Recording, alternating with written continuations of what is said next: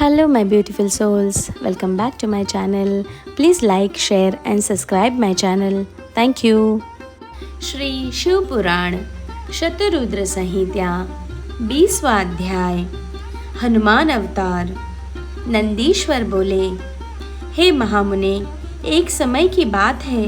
भगवान शिव जो कि महान लीलाधारी है, भगवान श्री हरि विष्णु का मोहिनी रूप देखकर उन पर मोहित हो गए।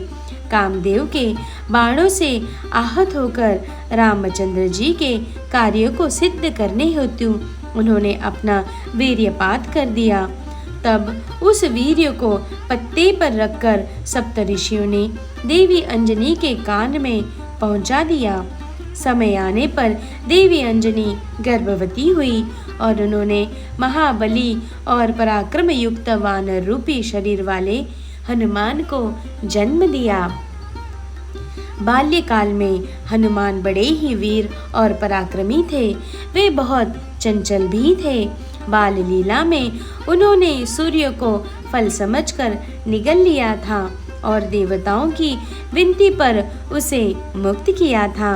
यह जानने के बाद कि हनुमान भगवान शिव के अंश से जन्मे हैं, सबने उन्हें अनेक वरदान व आशीर्वाद प्रदान किए। सूर्य देव की कृपा से उन्हें सारी विद्याएं प्राप्त हुई। बालपन से ही हनुमान के हृदय में श्री राम का निवास था। भक्ति भावना से उनकी आराधना और सेवा करना ही उनका ध्येय था। उन्होंने श्री राम की सेवा हेतु अपना घर त्याग दिया।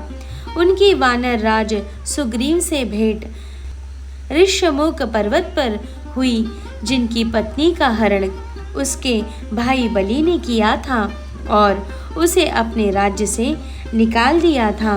हनुमान भी सुग्रीव के साथी बनकर उनके साथ रहने लगे। जब रामचंद्र जी वनवास काट रहे थे और दुष्ट रावण ने उनकी पत्नी देवी जानकी का अपहरण कर लिया था, उस समय उनकी भेंट हनुमान से हुई थी। हनुमान ने अपने आराध्य श्री राम को पहचान लिया और उनके चरणों में अपना सर्वस्व समर्पित कर दिया। हनुमान और सुग्रीव से मित्रता हो जाने के पश्चात श्री राम ने सुग्रीव के बड़े भाई बाली, जिसने उनका राज्य और पत्नी दोनों ही छीन लिया था, का वध कर सुग्रीव का राज्याभिषेक कराया। फिर सुग्रीव अपनी पूरी वानर सेना सहित श्री राम की पत्नी देवी सीता को ढूंढने के लिए निकल पड़े, परंतु कुछ पता न चल सका। तब स्वयं हनुमान ने माता सीता की खोज शुरू की तथा समुद्र पार लंका जाकर उन्हें खोज निकाला और उनके आराध्य प्रभु श्री राम का संदेश उन तक पहुंचाया। अपने स्वामी का समाचार पाकर देवी सीता बहुत प्रसन्न हुई। उनका सारा शोक पल भर में ही दूर हो गया। माता सती को श्री राम जी का संदेश देकर हनुमान ने राक्षसों को सबक सिखाना शुरू किया। उन्होंने सारी अशोक वाटिका को नष्ट कर दिया, सारे वृक्षों को उखाड़ कर फेंक दिया। जब रावण के सैनिकों ने उन्हें देख लिया तो रावण के सामने जाने हेतु उन्होंने अपने को कैद करा दिया। बंधन में बांधकर उन्हें रावण के सामने ले जाया गया। तब राक्षस राज ने वानर रूपी हनुमान की पूंछ में आग लगाने का दंड दिया।